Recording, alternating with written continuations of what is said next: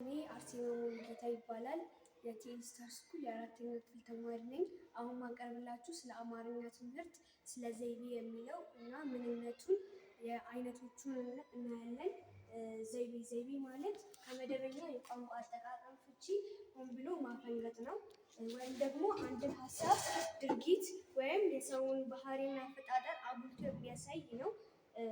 የዘይቤ አይነቶች ሰውኛ ዘይቤ፣ አነጻጻሪ ዘይቤ፣ ለዋጭ ዘይቤ፣ ተምሳሌት ዘይቤ፣ ገነት ዘይቤ፣ እንቶኒ ዘይቤ፣ አያው ዘይቤ፣ ምጸት ዘይቤ፣ ንቡር ጠቀስ ዘይቤ፣ በስመ ህዳሪ ዘይቤ ይጠቀሳሉ። ሰውኛ ዘይቤ የሰውኛ ዘይቤ ማለት ሰው ላልሆኑ ነገሮች የሰውን ባህሪ በመስጠት የሚጻፍ የዘይቤ አይነት ነው። ለምሳሌ ሰውኛ ዘይቤ ምሳሌ የዕለት እንጀራዬን ስጠኝ እንዳላለ ምጣድ አፌን በቆረጠው አለ ከእሳት ሲጣድ። ይህ የሚያመለክተው ምጣድ ግዑዝ ነገር ሲሆን ነገር ግን እንደ ሰው አድርገን የሰውኛ ዘይቤ ትርጉም እንደሆነው እንደ ሰው አድርገን ለምጣድ የሰውን ባህሪ ሰጥተነዋል ማለት ነው።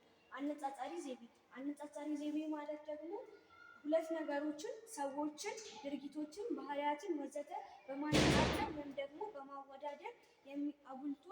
በማወዳደር አጉልቶ ወይም አጋኖ የሚያሳይ የዘይቤ አይነት ነው። ለምሳሌ ጫልቱ እንደ ፀሐይ ታበራለች። ጫልቱ ሰው ናት፣ ነገር ግን እንደ ፀሐይ እንደምታበራ ነው የሚያሳየው። ሰው እንደ ፀሐይ ማብራት የሚችል ኃይል ባይኖረውም ነገር ግን ፀሐይ እና ጫልቱ እያወዳደረ እና ጫልቱ ቆንጆ እንደሆነች ወይም ደግሞ እንደምታምር ወይም ደግሞ እንደ ፀሐይ እንደምታበራ ያሳየናል ማለት ነው። አነጻጻሪ ወይም ለዋጭ ዘይቤ ማለት ደግሞ ለዋጭ ወይም ተለዋጭ ዘይቤ ማለት አንድን ባህሪ ለሌላው በመስጠት የሚጻፍ የዘይቤ አይነት ነው። ለምሳሌ አጎቴ አንበሳ ነው። አጎቴ አንበሳ ሳይሆን እንስሳ ወይም ደግሞ አንበሳ ሳይሆን ጎበዝ፣ በስራው ደግሞ ጀግና እንደሆነ የሚያሳየው። የተምሳሌት ዘይቤ ዋናው ባህሪው ውክልና ነው። ለምሳሌ አበባን ለፍቅር፣ ይህ የሚያሳየው አበባን ለፍቅር እንደምንጠቀመው ያሳያል። ገነት ዘይቤ ማለት ለተፈለገው ዓላማ ሲባል ካለው ወይም ከሚታወቀው በላይ አጋኖ ወይም ደግሞ በጣም አተልቆ የሚያቀርብ የዘይቤ አይነት ነው። ለምሳሌ ቤቱ ፈረስ ያስጋልባል። ቤቱ ፈረስ የሚያስጋልብ ሆኖ ሳይሆን ሰፊ ወይም ደግሞ በጣም ሰፋ ያለ ቤት እንደሆነ የሚያሳይ ሲሆን የገነት ዘይቤ ይባላል። እንቶኒ ዘይቤ ደግሞ በአጠገብ የሌለን ሰው ወይም ነገሮችን በአጠገብ እንዳለ ከኛ ጋር እንደሚነጋገር በማድረግ ጥያቄ የምንጠይቅበት የዘይቤ አይነት ነው። ለምሳሌ አጫውተኝ አንተ ወንዝ ብቻዬን ብዬ እንዳልፈስ። ይህ ነገር አጫውተኝ አንተ ወንዝ የሚለው ሰው ወንዝ ሰው ሆኖ ሳይሆን ነገር ግን እንደ ሰው እያነጋገርነው እንደሆነ የሚያሳይ ነው።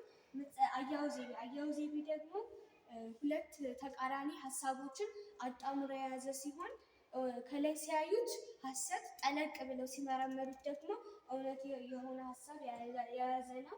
አያው ዘይቤ ምሳሌ እየተማሩ የማይማሩ ሞልተዋል። እየተማሩ የማይማሩ ሞልተዋል ማለት እየተማሩ የማያስተውሉ ወይም ደግሞ ቁጭ ብለው ዝም ብለው መምህርን እያዩ ሀሳባቸው ሌላ ቦታ ጋር የሆኑ ማለት ነው። ምጸት ዘይቤ ማለት አንድ ሀሳብ በሌላ በተቃራኒ የሚገልጽበት ነው። ለምሳሌ አጭሩ ልጅ ረጅሙ ልጅ መጣ። አጭሩ ልጅ ረጅሙ ልጅ መጣ ሲባል አጭር የሆነ ልጅ ረጅሙ ልጅ መጣ እያለን እያሾፍንበት እንደሆነ የሚያሳይ ነው። ንቡር ጠቀስ ዘይቤ ማለት ካለፈ ታዋቂ ታሪክ ቃላት ወይም ከታላላቅ የፈጠራ ስራዎች ጋራ የተያያዘ ነው። ለምሳሌ ከመጽሐፍ ቅዱስ ጋራ እና ከቁርአን ጋር የተያያዘ ሲሆን ለምሳሌ እንደ አብርሃም የዋህ ሁኑ። ይህ ከመጽሐፍ ቅዱስ ጋር የተያያዘ ነው እንዳልነው አሁንም እንደ አብርሃም የዋህ ሁኑ የሚለው ምሳሌ ይዘን።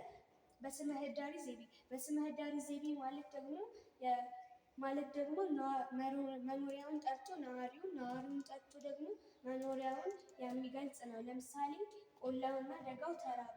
የቆላውና የደጋው ህዝብ እንደተራበ ወይም ደግሞ እንደጠማው ወይም ደግሞ ምግብ እንደሌላቸው የሚያሳይ ነው። አሁን ዛሬ የተማርነው ስለ ዘይቤ ምንነትና ስለ የዘይቤ አይነቶች ምንነትና አይነቶቹን ነው።